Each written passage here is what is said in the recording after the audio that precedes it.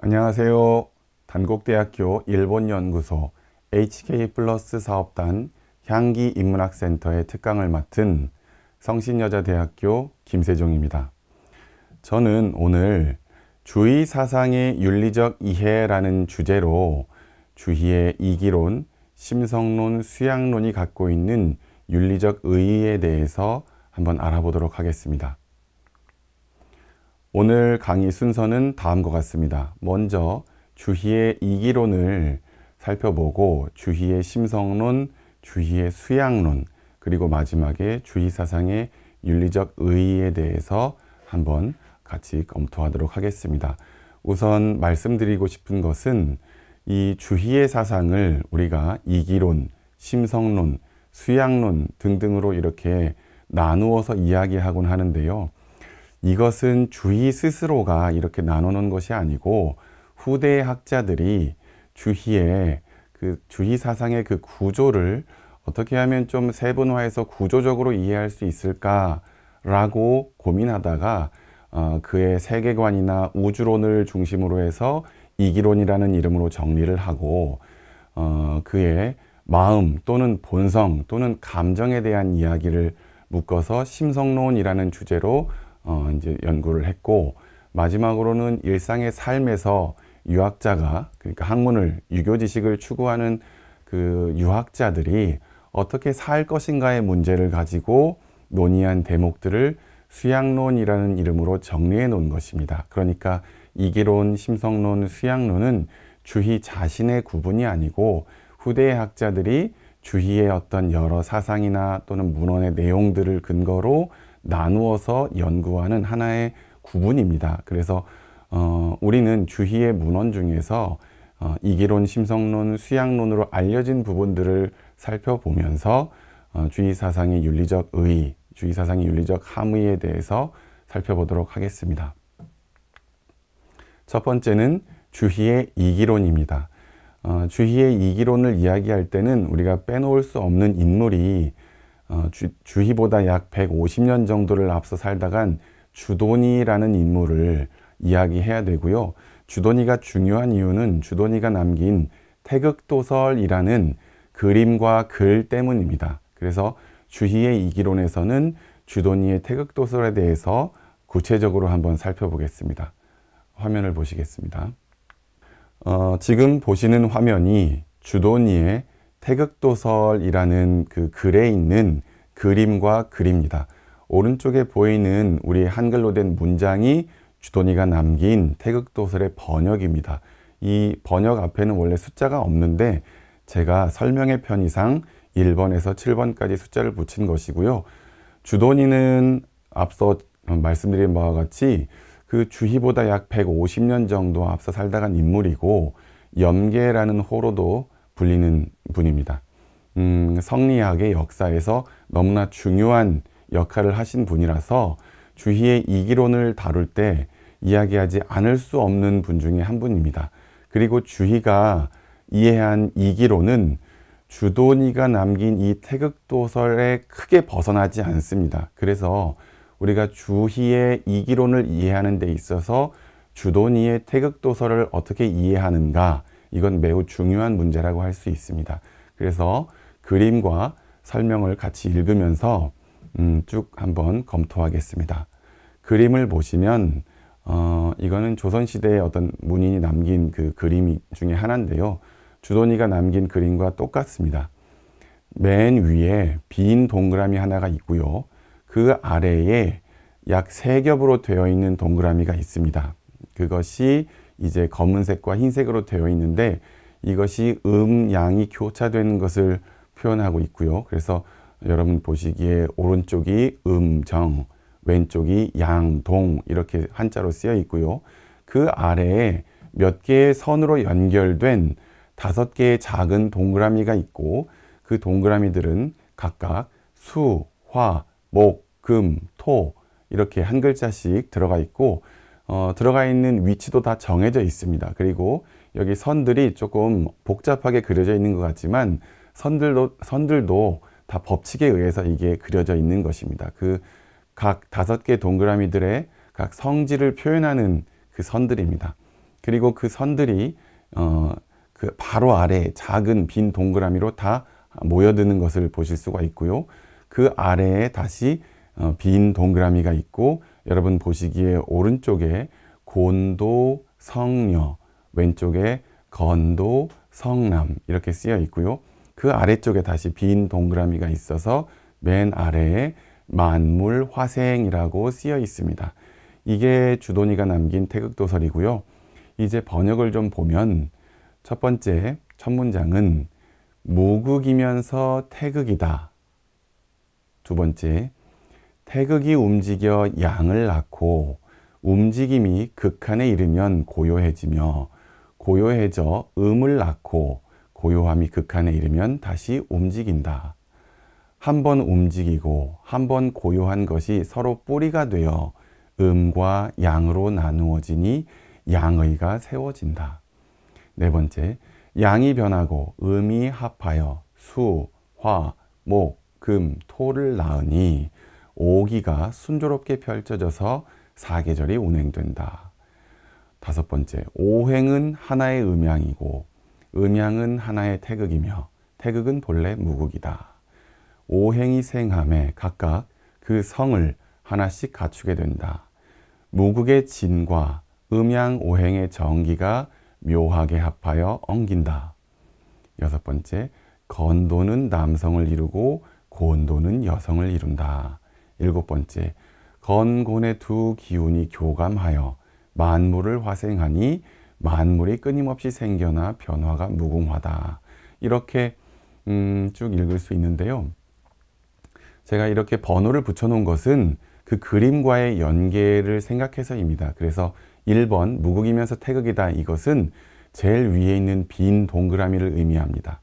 그리고 그 두 번째, 태극이 움직여 양을 낳고 이렇게 시작하고 3번 한 번 움직이고 한 번 고요한 것이 이렇게 이어지는 2번과 3번의 문장은 그 빈 동그라미 바로 아래에 약 3겹으로 되어서 검은색과 흰색이 교차하는 그 부분을 의미합니다.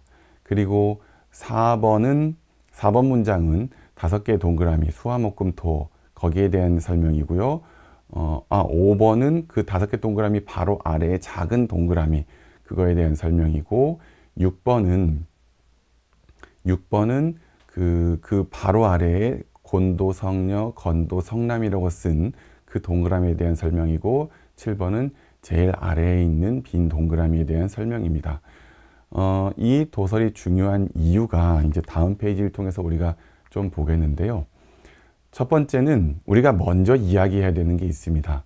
우리가 흔히 형이상학, 형이하학 이렇게 구분하기도 하고, 보통은 형이상학이라는 말을 많이 하는데, 이 형이상학이라는 말은 원래는 우리나라에 그 서양의 학문이 들어올 때 일본을 거쳐 들어오는데, 서양의 학문에서 메타피직스라고 부르는 그 용어를 20세기 초에 일본의 학자들이 고민한 끝에 철학상의 이 용어를 우리 동양에 있는 용어로 어떻게 번역할까 고민하다가 발견한 것이 형이상이라는 말이었고, 메타피직스에 상응하는 피직스라는 그 용어는 역시 형이상이라는 말에 상응하는 형이하라는 말을 붙여가지고 우리가 메타피직스가 들어올 때 이것은 형이상학, 피직스가 들어올 땐 이것은 형이하학이라고 이렇게 불렀습니다.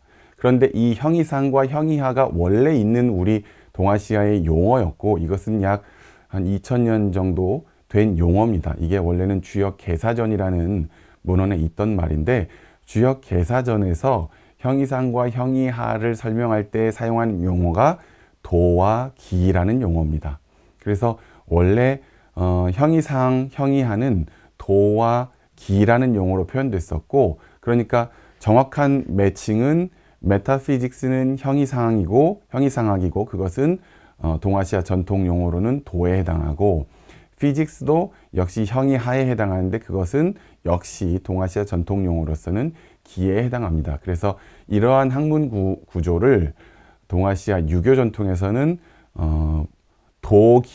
도기론이라고 불러왔습니다. 이것이 메타피직스와 피직스의 번역어로 이제 사용되면서 형이상, 형이하라는 말로도 흔히 사용되는데 이것이 의미하는 것은 뭐냐면 우리가 감각되는 현상세계와 그 현상세계의 이면에 그 현상세계의 원리적 측면으로 존재하는 어떤 원리의 세계, 진리의 세계를 인지하고 있었다는 의미입니다. 그러니까 눈에 보이고 귀에 들리고 맛볼 수 있고 감각할 수 있는 그런 현상세계가 전부가 아니라 그 현상세계의 이면에 그 현상세계의 내면에 현상세계의 원리에 해당하고 질서에 해당하는 그런 원리적인 측면이 있었다는 것을 그때부터 진작부터 이미 동아시아도 인지하고 있었던 것이죠. 주도니의 태극도설은 이 부분을 그림으로 표현한 것입니다. 그래서 이제 조금 구체적으로 알아보면 우리가 무극이 태극, 무극이면서 태극이다 이런 말로 이제 태극도설이 시작됐었는데 이때 극이 의미하는 것은 우리말로 끝입니다. 끝. 그러니까 태극이라는 말은 태가 가장 크다는 말이니까 가장 큰 끝이 태극입니다. 그리고 무극은 없을 무자이기 때문에 끝이 없다는 말입니다. 그러니까 가장 큰 끝은 우리가 인지하고 우리가 사는 세계, 우주의 가장 그 경계면이라고 할까요? 가장 큰 끝, 거기까지가 태극이라고 부르는 것이고 무극은 그 끝조차 없을 만큼 훨씬 더 본질적인 것, 그것을 의미하는 겁니다.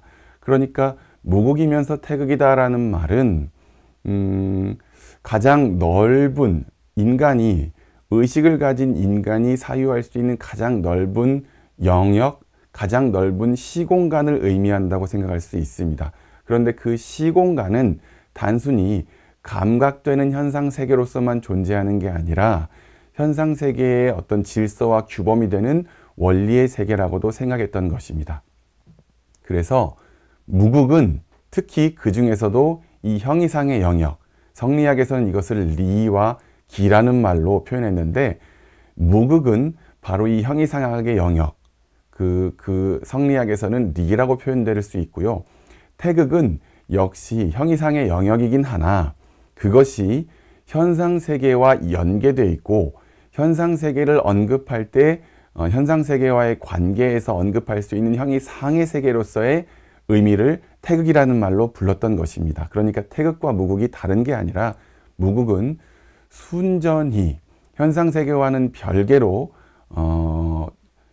원리적인 세계고 질서의 세계, 그것을 의미하는 순수한 용어이고 태극은 현상세계와 연계된 아주 밀접한 영향관계에 있는 리의 세계를 이야기할 때는 태극이라는 용어를 써왔던 것 같습니다. 그렇게 구분하면 좋을 것 같고 그리고 그 태극도설에서 이제 태극이 동한다. 동하면 양을 낳는다. 그리고 움직임, 동이 지극해지면 고요해지는데 고요해지면 음을 낳는다. 이런 표현들이 있었는데 여기에서 동과 정은 움직임과 고요함입니다.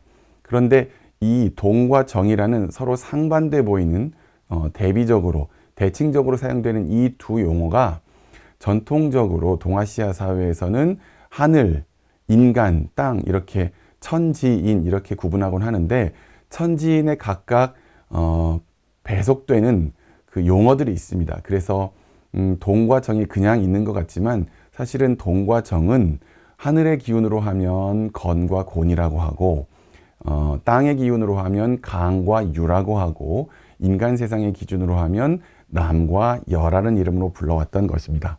이렇게 생각할 수가 있겠고 그리고 이 그림에서 태극도에서 가장 마지막에 그려져 있는 이 빈 동그라미가 바로 만물, 화생 만물이라고 되어 있는데 태극도가 서양 철학의 논리학에 익숙한 분들이 보기에는 난해한 점들이 있습니다. 어떤 부분이 난해하냐면 태극도의 가장 위에 있는 빈 동그라미는 무극을 의미합니다. 무극. 앞선 설명에서 무극은 형이상과 형이하, 성리학의 용어로 리와 기 중에서 순수한 리의 원리적 측면을 표현할 때 무극, 이렇게 그 무극이라고 불렀던 것인데 그것은 현상세계와는 관계가 없는 현상세계와는 별개의 것으로 이야기할 때 이 무극을 이야기하는 건데 만물화생 가장 아래에 그려진 동그라미도 역시 무극과 동일한 동그라미를 그려놓았다는 것입니다. 이것은 만물은 누가 뭐라고 해도 감각되는 현상세계, 그 세계 안에 있는 각각 개별적인 사물들을 의미하는데 태극도가 내포하고 있는 의미는 바로 이 순수한 원리의 세계, 질서의 세계, 형이 상의 세계인 리가 결과적으로 만물, 각각의 사물, 사건, 사태들 하나하나마다 동일한 모양성, 동일한 의미를 갖고 있다는 것을 표현하고 있는 것입니다. 그러니까 무극은 곧 이러한 여러 설명을 거쳐서 만물과 동일한 것이다. 이렇게 이 그림은 보여주고 있는 것입니다. 그런데 이러한 내용이 낳는 서양 철학의 논리학에 익숙한 분들이 보시기에는 문제점이 뭐냐 하면 형상 없는 형이상의 어떤 형태, 형이상의 어떤 것이 형상 있는 형이하의 사물을 낳는다라고 그림은 보여주고 있는 점입니다. 그러니까 형상 없는 어떤 것이 형상 있는 어떤 것을 낳는다고 하니까 이것이 서양의 논리학에 익숙한 분들에게는 다소 이해하기 곤란한 면이 분명히 있습니다. 그러나 그것은 우리가 교육받은 그 상식이 서양 철학의 논리학에 익숙해져 있기 때문이고 주도니가 이 그림을 그릴 당시만 해도 이 시대에 그러니까 중국 송나라, 북송과 남송을 포함해서 성리학이 형성될 때 주의를 기점으로 형성될 때 그 이전의 여러 선배들과 주의까지가 생각했던 세계의 기본적인 구조는 형상 없는 무극으로부터 형상 있는 개별 사물들이 생성되는 것이 전혀 낯설거나 곤란하지 않은 이론 체계로 받아들여졌다는 겁니다. 이것이 이 당시에 사람들이 사유하던 기본적인 맥락이었습니다. 그래서 이것이 틀린 것이 아니라 이것은 동양의 유교 전통의 고유한 사고방식이라는 점을 우리가 조금 유념할 필요가 있습니다. 이 정도로 정리하고 넘어가면 이제 좀 정리가 좀 필요할 것 같은데요.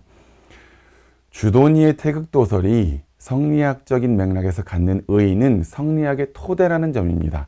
왜냐하면 만물의 생성 원리, 즉 태극에서 만물까지를 설명하고 있고 또 그 만물의 존재 원리를 무극에서 만물까지를 설명하고 있기 때문에 그래서 생성 원리와 존재 원리, 즉 존재하는 만물의 의의를 설명하고 있는 것입니다. 그것은 그 의의는 무극을 내재한 각 사물, 사건, 현상들을 의미합니다. 그러니까 우리가 보는 모든 개별 사물들과 우리가 직간접적으로 경험하는 사건들 그리고 현상들 이런 것들은 모두 이 태극도의 세계관에서는 무극을 내재하고 있다라고 이해하면 되겠습니다. 그러면 이것이 주희의 리기론에서는 어떻게 해석되느냐? 주희의 리기론적인 측면에서 우리가 이제 주도니의 태극도설이 어떤 의의를 갖는가 이렇게 살펴봐야 될 텐데 주희의 리기론을 윤리적인 맥락에서 살펴볼 때는 두 가지에 유념해야 됩니다. 첫 번째는 리와 기의 관계를 주희는 어떻게 설명하고 있는가, 두 번째는 리일 분수 이론이 어떤 것인가 이 내용입니다. 순서대로 살펴보면 주희가 설정하는 리와 기의 관계는 크게 리기 불상 리, 리기 불상 잡이라는 용어로 설명됩니다. 아마 관심 있는 분들은 들어보셨을 텐데 리기 불상 리는 리와 기가 서로 떨어지지 않는다라는 말이고 리기 불상잡은 리와 기가 서로 섞일 수 없다라는 의미입니다. 이것이 무슨 의미냐 하면 존재의 구조적인 측면에서는 모든 개별 사물과 현상들은 무극이라는 리를 내재하고 있는 것이기 때문에 이때 각각의 사물과 현상들은 리와 기가 한데 어우러져서 그 사물이나 현상을 존재하게 하고 있는 것이죠. 그런 맥락에서 리와 기는 서로 떨어질 수 없다라고 해서 리기 불상 리라고 부르고 하나의 사물, 현상 안에 리와 기가 혼재되어서 그 사물이 존재한다라고 하더라도 리는 엄연히 말하면 형이 상의 영역이고 기는 형이 하의 영역이기 때문에 이 두 개는 결코 섞일 수가 없는 것입니다. 섞어서 두 개를 혼용해서 말할 수는 없는 것이기 때문에 그런 리와 기의 본질적인 구분이라는 측면에서는 리와 기가 불상잡이라고 이야기되는 것입니다. 주희는 리와 기가 맺는 이 두 가지의 서로 상반된 관계를 주목해서 사물이나 현상을 설명할 때 이 두 가지의 맥락으로 설명을 하곤 합니다. 그래서 이게 많이 혼동되곤 하는데 혼동돼서는 안 될 것 같고, 조선시대 넘어와서 가장 유명한 유학적 토론 중에 하나가 고봉 기대승 선생님과 퇴계 이황 선생님의 사단7정 논쟁인데요. 사단7정 논쟁은 바로 사단이라는 감정과 7정이라는 감정을 리와 기 측면에서 어떻게 이해할 것인가의 문제였고, 이것이 바로 리기불상리와 리기불상잡을 사단과 7정에 어떻게 배속시킬 것인가의 문제를 가지고 이황 선생님과 고봉 선생님 간의 긴 토론을 편지로 나눴던 것, 그것이 바로 이 문제에 연결되어 있습니다. 그리고 또 하나, 리일분수는 만물 전체가 하나의 태극이자 개개사물이 각각 하나의 태극을 갖추고 있다라고 해설되곤 하는데요. 리일분수는 바로 이 만물, 각각 사물 안에 무극이 내재되어 있다는 말이죠. 각각 사물은 모든 사물이 다 동일하지 않기 때문에, 다 다르기 때문에 그것을 우리가 분수라고 부르는데, 그 분수 안에도 어떤 보편적인 리, 무극이라는 그것이 내재되어 있다라는 의미입니다. 그리고 그 무극이라는 개별 사물에 내재되어 있는 리는 본질적으로 태극도에 설명하는 무극과 동일한 것, 그런 맥락에서 리일, 보편성으로서의 리일과 특수성으로서의 분수입니다. 그래서 보편과 특수의 관계를 설명하는 주희의 이론이 바로 리일분수입니다. 이것이 주도니의 태극도설이라는 근거 위에서 주희가 세계 또는 만물, 현상을 설명하는 이론적인 구조이고, 그것이 리기의 관계, 이기불상리, 이기불상잡이라는 말 또는 리일분수라는 말로 해설되는 내용입니다. 여기까지가 주희의 이기론이 되겠습니다. 다음으로 넘어가겠습니다. 네, 다음은 주희의 심성론입니다. 우선 주희의 심성론은 사실 매우 많은 문헌들이 있습니다. 주희는 심과 성, 여기에 대해서 매우 많은 글을 남겼고, 여러 문인들, 제자들과 편지글로도 또 문답으로도 너무나 많은 이야기를 나눠서 정리하기가 쉽지 않습니다만은, 후대 근현대 학자들이 이제 정리한 내용을 가지고 이것이 윤리적으로, 윤리학적으로 중요한 의의를 갖는 것을 정리했을 때는 크게 이렇게 5가지의 용어로 정리가 됩니다.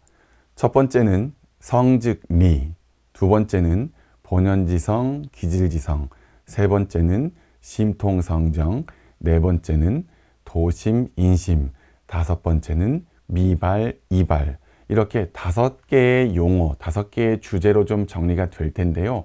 우선 첫 번째부터 좀 알아보겠습니다. 첫 번째, 성즉 리. 성즉 리는 인간 본성이 자연 원리와 동일하다는 성리학의 기본 전제이자 선언입니다. 이게 무슨 의미인가 하면, 인간이 어떤 사물과 동일한 존재하는 형태로서는 리와 기의 결합으로서 동일한 존재의 구조를 갖지만, 인간은 다른 사물과는 분명히 차별성을 갖는 존재입니다. 그런 맥락에서 인간이 애초에 어떤 존재인가라는 그런 근거, 어떤 전제가 좀 필요했을 텐데요.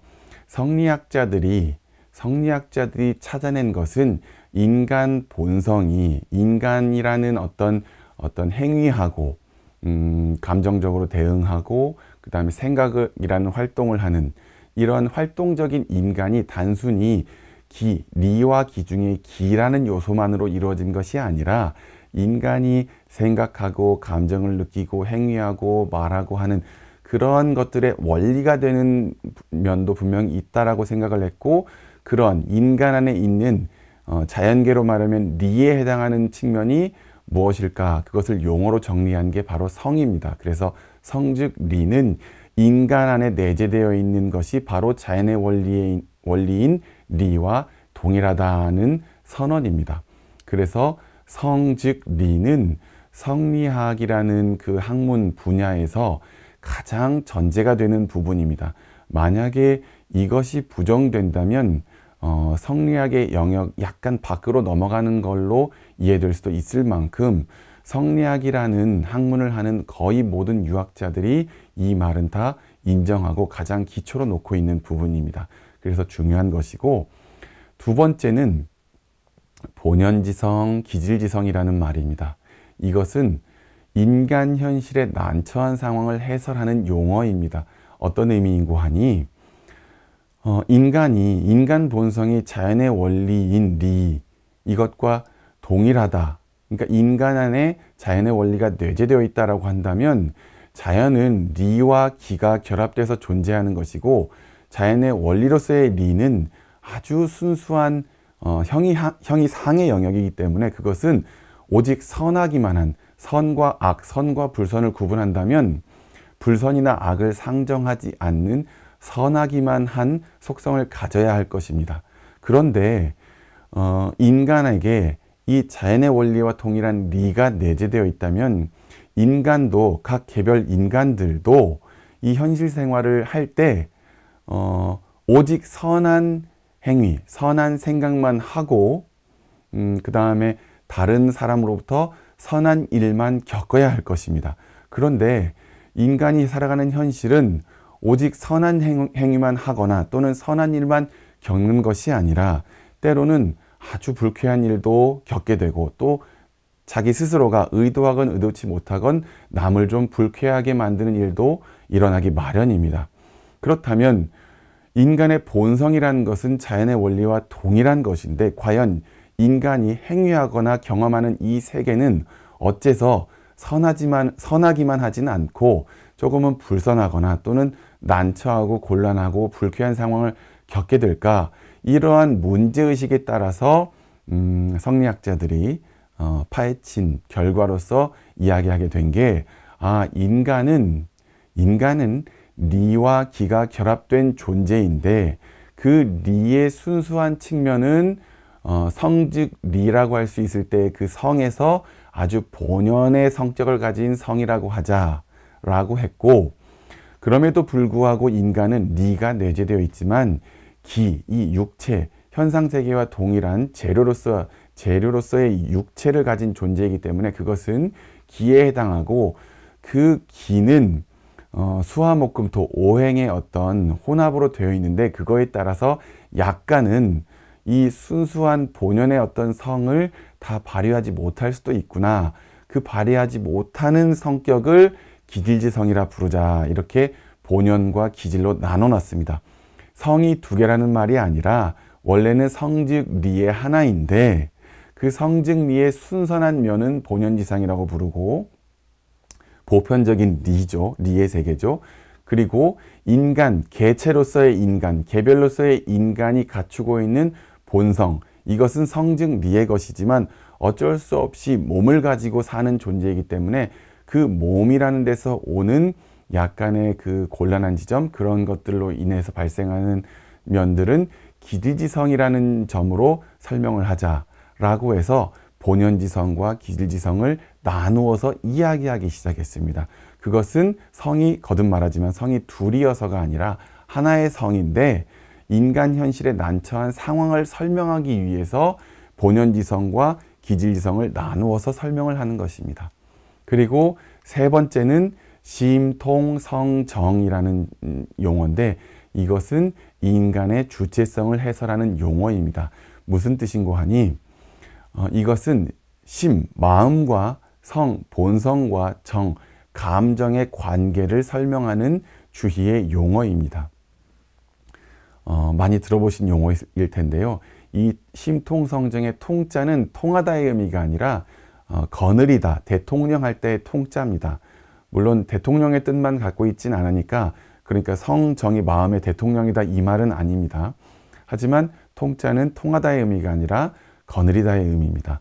이것은 우리는 성즉 리의 존재이고 육체를 가진 존재로서 본연지성, 기질지성이라는 측면으로 성을 두 측면으로 나누어서 이야기할 수 있는데, 그렇다면 이 우리가 사는 어떤 현실에서 기질지성의 측면보다는 본연지성의 측면을 많이 확보하고 그렇게 살려고 노력하는 자세가 필요할 텐데, 그것을 주관하는 중심 기관이 어딘고 하니 마음이라고 생각했던 것입니다. 그래서 마음을 어떻게 쓰느냐, 인간이 마음을 어떻게 쓰느냐에 따라서 그때 인간의 행위와 말, 생각 이런 것들은 본연지성을 발휘하려고 노력하는 방면이 될 수도 있고, 그 결과로서 나오는 감정들은 본연지성의 측면으로 그런 성격을 포함한 정들이 나올 것이다 라고 생각을 한 것입니다. 그러니까 본연지성과 기질지성 중에서 이것은 인간에게 내재되어 있는 본성을 두 가지 용어로 설명하는 용어일 뿐이지만, 어쨌건 이 중에서 순선한 면을 자꾸 지키려는 인간의 주체적 노력을 의미하는 용어입니다. 그것을 확정하는 용어로서 심통성정, 그래서 성도 중요하고 정도 매우 중요한 것인데, 그 성과 정이 본연지성의 측면을 잘 발휘할 수 있도록 하는 것은 인간의 주체적인 마음이다 라는 것을 이야기하는 것이 심통성정입니다. 그리고 이제 네 번째로 넘어가면 도심과 인심입니다. 이것은 주체성의 발현 양상이라고 써놨는데요. 이게 무슨 말인가 하면, 우리가 이제 심통성정, 마음이 주체적인 노력을 통해서 본연지성 계열의 어떤 성과 정이 자꾸 발현되도록 하는 것, 이것이 마음의 역할인데, 그렇게 마음이 제대로 역할을 하면 그때 발휘된 마음은 우리가 도심이라고 부르게 되는 것입니다.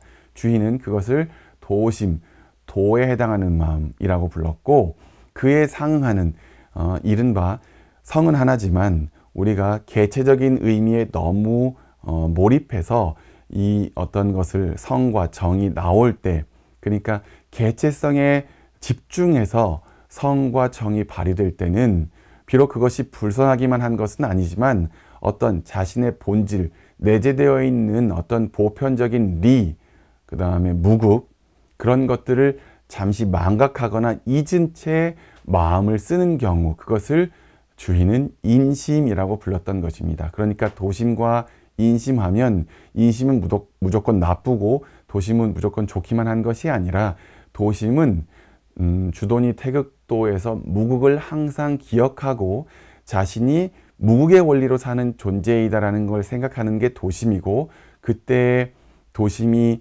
뿌리로 삼는 것은 성중리 중에서 본연지성인 것이고, 그 무국, 자신의 보편적인 성향을 잊고 자기의 개체성만을 상정하고 개체성만을 유념하고 그것만 몰입해서 어떤 성을 생각하고 마음을 발휘할 때는 인심이라고 불렀는데, 그것은 악하기만 한 것은 아니라 선함도 나오는 것이죠. 선한 결과도 있지만 어떤 무국이라는 보편적인 리를 잠시 망각한 것이기 때문에 그때 발휘된 마음은 주희가 인심이라고 구분해서 말하기 시작한 것입니다. 그러니까 도심과 인심도 역시 마음이 둘이라는 것이 아니라 마음은 하나인데, 마음을 인간이 주체적인 노력을 통해서 본연지성, 무국으로서의 보편적 리를 발휘하려고 노력할 때는 그것을 도심이라고 부를 뿐이고, 그게 아닐 경우에는 인심이라고 부를 뿐입니다. 그러니까 계속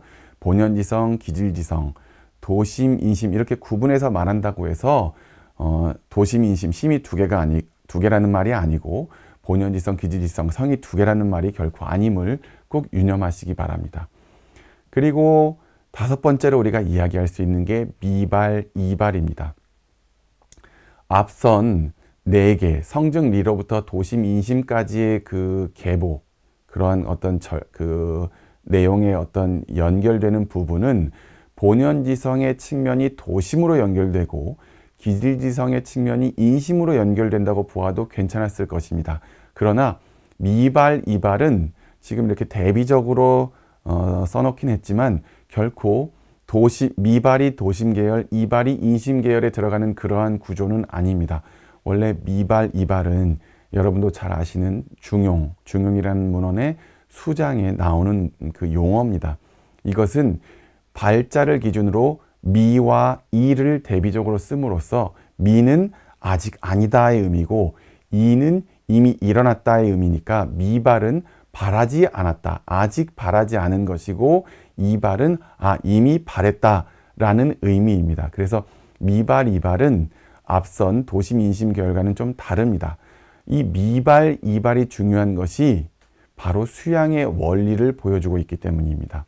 무슨 말인고 하니 미발은 아직 일어나지 않은 감정입니다. 우리가 보통 발자를 의미할 때는 감정을 붙이곤 하는데 그게 중용수장에서 밝혀준 하나의 전통인데 발자를 기준으로 감정이 발했냐 아직 발하지 않았냐를 기준으로 이미 발한 것은 이미 발했다 해서 이발, 아직 발하지 않았다는 것은 미발이라고 부르는데 여기에는 조금 생각할 거리가 있습니다. 뭐냐?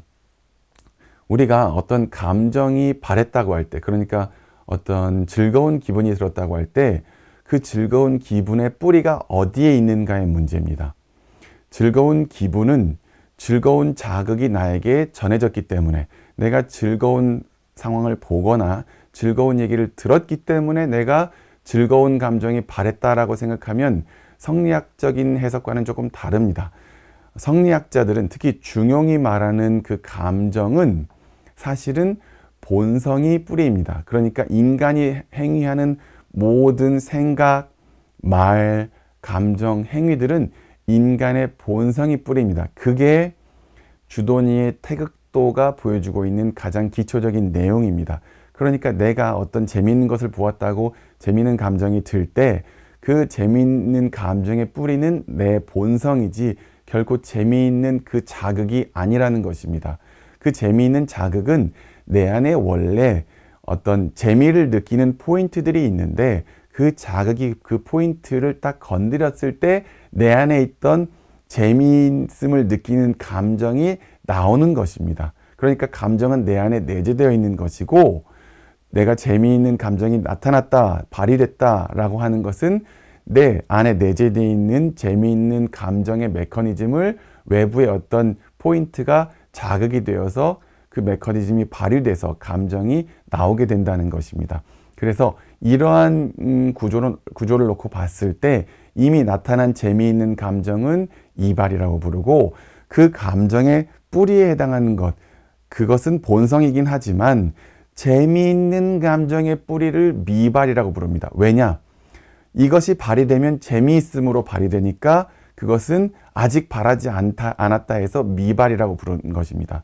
이것이 재미라는 특정한 감정으로 얘기했지만 뭐 흥겨움, 그 다음에 불쌍히 여김, 동정심, 그 다음에 슬픔, 그 다음에 약간의 분노, 두려움 이런 것들 다 마찬가지입니다. 인간이 갖고 있는 감정들을 그것이 나타났을 때는 이발이라고 부르지만 그것이 내재되어 있을 때는 전체적으로 말하면 성이라고 해야 되지만 특정한 개별 감정들이 내재되어 있다는 측면에서 미발이라고 부르는 것입니다. 설명을 좀 길게 했지만 이 미발과 이발은 수양의 원리로서 매우 중요한 것이기 때문에 이렇게 설명이 길어졌습니다. 여기까지가 우리가 이야기할 수 있는 주희의 심성론입니다. 물론 앞서 말씀드렸지만 주희의 심성론은 그 내용이 워낙에 방대합니다. 그래서 이렇게 도식적으로 정리하는 것이 결코 주희의 심성론을 모두 포함하지는 않습니다. 그러나 이렇게 정리한 것은 우리가 윤리적으로 주희의 심성론을 이해할 때 꼭 필요한 주요 용어들이 이 5가지여서 이 5가지만 뽑아서 이렇게 말씀을 드린 것이고요. 실은 이거보다 훨씬 더 많은 내용이 주희의 심성론에서 거론될 수 있죠. 그러나 우리는 기초적으로 주희 사상을 윤리적으로 이해할 때 가장 기본이 되는 용어들만 뽑으려고 하는 것이라서 이렇게 성증리, 본연지성, 기질지성, 심통성정, 도심인심, 미발, 이발 이렇게 5개의 주요 용어들로서 주희의 심성론을 살펴보았습니다. 여기까지 하고 다음으로는 주희의 주의 사상에서 나타나는 수양론, 이 부분을 알아보겠습니다. 다음 PPT를 보시죠. 네, 주희의 수양론 보시겠습니다. 주희의 수양론은 제가 이렇게 도식적으로 좀 그려보았는데요. 주희의 수양론도 역시 주희의 심성론과 마찬가지로 너무나 방대한 내용이 있습니다. 그렇지만 그 방대한 내용을 살피기에는 너무나 긴 시간이 필요하고, 여기에 정리한 내용은 앞서 심성론에서와 마찬가지로 우리가 주희 사상에서 윤리적인 의미를 좀 살펴보려고 할 때 꼭 필요한 용어들을 기준으로 이렇게 나누어 보았습니다. 그래서 가장 먼저 이야기할 부분은 존천리 거인욕이라는 말입니다. 흔히들 존천리 알인욕이라고 해서 막다라는 의미의 알자를 쓰기도 하고, 여기에 거자는 제거하다라는 의미죠. 어쨌건 그 의미는 천리를 보존하고 인욕을 막자라는 의미입니다. 그래서 맨 아래쪽에 왼쪽 설명 보면 존천리 거인욕은 천리의 보존과 인욕의 제거라는 의미입니다. 사실 이 용어는 거의 대부분의 유학자들이 역시 성증리와 마찬가지로 매우 중시했던 용어입니다. 좀 설명을 드리면, 우리가 지금 주희의 이기론, 심성론, 수양론을 살펴보고 있습니다. 그런데 앞서 말씀드린 바와 같이 이기, 심성, 수양이라는 구분은 주희 사상의 방대한 내용을 후대 학자들이 정리하는 과정에서 카테고리별로 분류한 것입니다. 그런 맥락에서 봤을 때 이제 이기, 심성, 수양의 의미가 자리를 잡는데요. 유학이라는 영역 안에서 학문으로서 유학을 연구한 중국과 한국, 그 외에 동아시아의 많은 유학자들이 모두 다 강조한 것은 사실 수양론입니다. 왜냐하면 이기론 너무너무 중요하죠. 심성론 역시 중요합니다. 왜냐하면 이기론은 세계가 어떤 원리로 구성되어 있고 어떤 원리로 지속되고 있는가, 이걸 설명하고 있다면, 심성론은 그 이기론의 근거에서 인간은 어떻게 존재하는 존재인가, 어떻게 살아가야 할 존재인가, 어떠한 구조로 인간은 존재하고 있는가, 이걸 설명하는 것입니다. 그런데 이기론이든 심성론이든 수양론이든 이 세 개를 아울러서 유학자들의 현실 삶에서 가장 중요한 것은 수양론입니다. 왜냐하면 유교 지식 체계에서 학문이라는 것은 심성에 관한 학문입니다. 그것은 남의 마음, 남의 본성을 가지고 하는 게 아니고 저마다 자기의 마음, 자기의 본성을 가지고 하는 것이 유학의 기본적인 학문의 태도입니다. 그러니까 학문을 오래 했고 학문이 깊어졌다는 것을 의미하는 것은, 학문이 깊은 사람이 의미하는 내용은, 그 학문 깊은 사람은 자기 마음과 자기 본성에 대한 투철하고도 넓은 깨달음이 있다는 의미입니다. 그러니까 공부를 많이 하면 많이 할수록 그 사람은 자기 마음과 자기 본성을 확고하게 깨닫는 것이고, 자기 마음과 자기 본성을 깨닫는 사람은 세계가 어떻게 되어 있는지, 세계가 어떻게 지속되고 흘러가는지, 운행되는지 이걸 잘 알고 있는 사람입니다. 그러니까 이러한 세계관, 이러한 학문관에서 학문의 깊이는 다른 게 아닙니다. 세계와 자신에 대한 이해의 깊이가 곧 학문의 깊이입니다. 그런데 자기 자신에 대한 이해가 깊은 사람이 과연 현실 세계를 아무렇게나 살까? 결코 그럴 수 없을 것입니다. 자기 자신에 대한 이해가 깊은 사람일수록 자기 자신도 아끼고 자기 자신 외에 다른 존재도 모두 아끼는 마음으로 현실을 살 것입니다. 그런 맥락에서 유학적 학문관에서 학문의 깊이는 곧 인격의 깊이가 됩니다. 그렇다면 인격의 깊이는 어디에서 드러나느냐? 바로 현실의 삶에서 드러나는 것이죠. 그렇기 때문에 유학자들이 학문을 한다라고 할 때 그는 자기의 마음과 본성을 아주 깊은 데까지 깨달으려 노력하는 것이고, 그 깨달은 것이 바탕이 되어서 그의 일상의 삶이라는 것은 더없이 훌륭한 인품을 이루어 간다는 것이죠. 그 인품을 이루어가는 하나하나의 순간들, 하나하나의 행위들, 그 모든 행위들에서 유학자들이 견지하려는 것이 바로 존천리 거인욕입니다. 천리는 다름 아닌 태극도에서 봤던 무극과 다름이 없고 심성론에서 봤던 성증리의 그 성, 본연지성이죠. 그렇기 때문에 유학자들의 일상의 삶이라는 것은 그들의 일거수일투족이 천리를 보존하려는 방향으로 나아갈 수밖에 없었던 것입니다. 그런 맥락에서 보면 천리를 보존하고 인욕을 막는 것은 두 가지 공부가 아니라 천리를 보존하면 자연스럽게 인욕은 차츰차츰 줄어들고 인욕을 자꾸 줄이려고 하다 보면 차츰차츰 천리가 확장되는 그러한 것입니다. 그래서 존천리 거인욕은 모든 유학자들의 일상의 삶에서 가장 중요한 명제였던 것입니다. 그러면 주희의 사상에서는 이 존천리 거인욕의 방법을 어떻게 설명하고 있는가? 크게 거경궁리라는 용어와 존양성찰이라는 용어로 구분하고 있습니다. 주희는 이것을 어떻게 설명했냐면 거경궁리는 거경과 궁리로 나누는데요. 거경은 주희의 용어로 주일무적, 정제엄숙 등의 용어로 표현되는데요. 거경은 이 아래쪽의 설명을 보면 천리를 지키려는 마음의 집중입니다. 집중. 그러니까 경이라는 아주 경건하고 인품을 고양시키려는 그리고 천리를 보존하려는 그 태도를 계속 자기 마음에 견지하는 것입니다. 굳게 자기 마음속에 잡고 있어서 자기의 일거수일투족이 모두 경이라는 것에 걸맞도록 천리를 보존하는 방향으로 나아가도록 하는 마음의 집중입니다.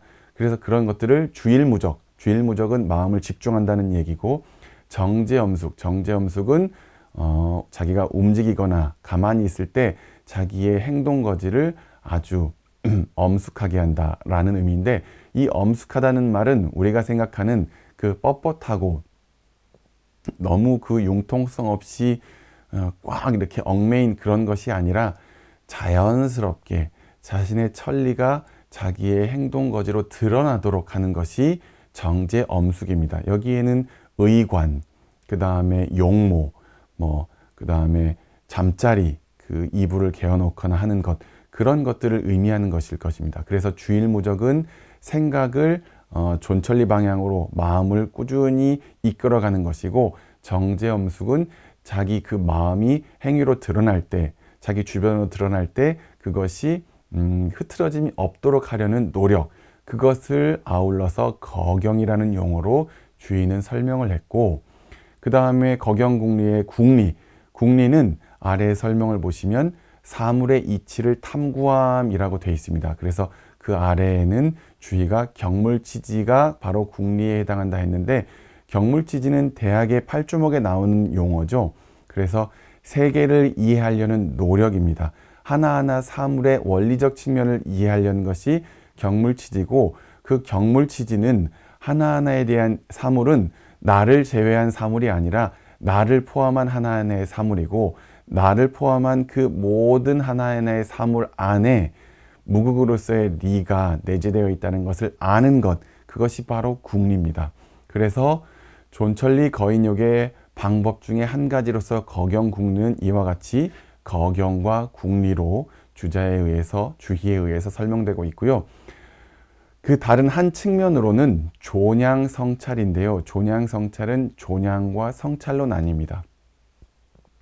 그래서 존양을 먼저 보면 그 아래쪽에 설명이 본성을 보존하고 양성함이라고 되어 있고, 성찰은 그 아래쪽에 반성하여 살핌이라고 되어 있는데, 이 존양과 성찰을 주희는 미발과 이발의 영역으로 연결시켜 놨습니다. 이것이 무슨 의미냐? 거경궁리는 궁리가 약간 지적 탐구, 학문적인 노력의 측면을 얘기하고 있고, 거경은 그러한 학문적 탐구와 함께 일상의 삶에서 자신의 마음과 행동거지를 단속하는 의미를 갖는다면, 존양성찰은 앞서 심성론 마지막에서 이야기했던 미발과 이발에 연계되어 있는데 이것은 자기의 감정에 대한 이야기입니다. 미발과 이발이 무엇인지는 앞선 설명에서 다 말씀을 드렸는데 존양은 그 미발, 아직 바라지 않는 감정, 내재되어 있는 감정들을 잘 양성하는 것입니다. 잘 보존하고 양성하는 것이 존양이고 다른 말로는 함양이라는 말로도 쓰이는데 공통적인 용어는 양입니다. 양, 존양의 양, 함양의 양. 그 양은 잘 길러낸다니까 무엇을 길러내냐? 그 감정이 아직 바라지 않고 내재되어 있는 그것을 잘 길러낸다는 의미고 성찰은 성도 그렇고 찰도 그렇고 살펴보는 것입니다. 그래서 이 성찰의 대상은 이미 일어난 감정을 살펴보자는 것입니다. 그래서 존천리 거인욕하는 하나의 방법으로서 주희가 설명하는 존양 성찰은 이미 일어난 감정, 이미 나에게 일어난 감정도 살펴보고 앞으로의 상황에 대해서 아직 일어나지 않은 내재되어 있는 감정도 잘 길러내자. 그래서 이미 일어난 감정 중에서 혹시 자신이 잘 모르고 실수한 게 있다면 그것을 반성해서 앞으로의 상황에서는 그것이 그렇게 실수되지 않도록 잘 길러내자. 그래서 이것은 마음 중에서도 감정에 대한 이야기를 하는 것이 바로 존양성찰입니다.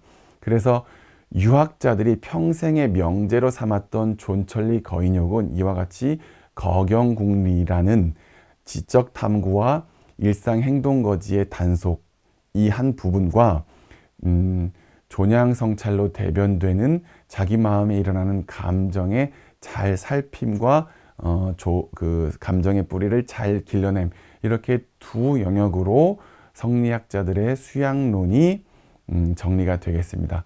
앞서 말씀드렸지만 주희의 사상에서 수양론은 이 내용뿐만이 아닙니다. 이거보다 훨씬 더 많은 내용이 있는데요. 이렇게 정리할 수 있었던 것은 역시 윤리적인 측면에서 우리가 꼭 알아야 되는 것이 이와 같은 거경궁리와 존양성찰이기 때문에 그러한 맥락에서 존천리 거인욕, 존천리 알린욕 하에 거경궁리와 존양성찰을 배치해 보았습니다. 여기까지가 주희의 사상에서 수양론에 해당하겠고요. 다음 마지막 주제를 보겠습니다. 다음으로는 주희 사상의 윤리적 의의입니다. 이것은 이기론, 심성론, 수양론의 측면에서 이야기될 수 있는데 주희 사상이 방대한 구조를 갖는 주희의 사상이 윤리적으로 어떤 의의를 갖는가?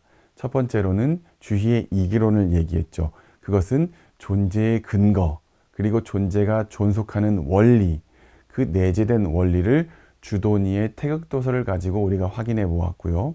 두 번째로는 주희의 심성론, 여기에서는 5가지 용어를 가지고 인간이라는 한 존재, 윤리적 주체가 윤리적인 당위성을 어떻게 확보하는지, 그리고 윤리적인 주체로서 인간은 어떻게 살아가야 되는지를 심성론의 측면에서 이야기될 수 있었고요. 주희의 수양론은 수양의 일상화라는 이야기를 가지고, 그러니까 성리학자들, 유학자들의 일상의 삶이라는 것은 다른 멀리 가서 사람들을 떠난 곳에서 수양하는 것이 아니라 사람들과 관계 맺는 이 관계 안에서 자신의 마음을 닫고 자신의 마음을 들여다보고 자신의 심과 성이 어떠한 원리인지 이것을 아주 깊은 데까지 이해함으로써 자신의 삶이, 자신의 현실 세계가 일거수일투족이 그러한 아주 심화된 보편적인 보편적인 무극을 구현하는, 그러니까 자기 한 개인은 보편적인 리를 구현하는 존재, 현현하는 존재라는 것을 자신의 일상을 통해서 드러내려는 노력이었다라고 해서 이기론, 심성론, 수양론은 이와 같은 윤리적인 의의를 내포한다고 할 수 있겠습니다. 이것이 주희 사상의 윤리적 의의로 간략하게나마 정리될 수 있겠습니다. 제가 이 강의에서 거듭거듭 말씀드리는데요. 주희의 사상은 그 구조가 워낙에 방대합니다. 주의 이전의 선배들이 구축한 이론을 주의 한 사람이 일관성 있게 잘 구축한 것이기 때문에 그 내용도 너무나 방대하고 문헌적 근거도 너무나 많은 문헌을 갖고 있습니다. 그럼에도 불구하고 이렇게 좀 정리할 수 있었던 것은 다소 오류가 있을 수 있습니다만은 적어도 윤리적인 측면에서 이 정도는 조금 정리가 되어야 우리가 이 주희라는 사람이 닦아놓은 성리학적인 이론 체계에서 우리가 윤리적인 맥락의 논의 또는 사유의 확장을 시도할 수 있지 않겠나, 이러기 위해서 좀 정리한 것이고요. 이러한 윤리적인 해석, 윤리적인 이해의 토대 위에서 조선시대 성리학자들의 여러 이론적인 모색들, 탐색들도 우리가 점검하고 검토할 수 있겠구나. 그리고 그것이 주의의 사상 위에서 어떠한 차별성을 가지고 자신의 특색으로서 정리될 수 있었는가, 이것도 검토할 수 있기 때문에 성리학의 가장 기초로서 주의 사상의 윤리적인 의, 윤리적인 함의를 확인하려고 해보았던 것입니다. 그래서 오늘 강의는 이 정도로 해서 마무리하겠습니다. 다소 길었을 수도 있는데 여러분들 끝까지 수강해 주셔서 감사드립니다. 여기서 마치겠습니다.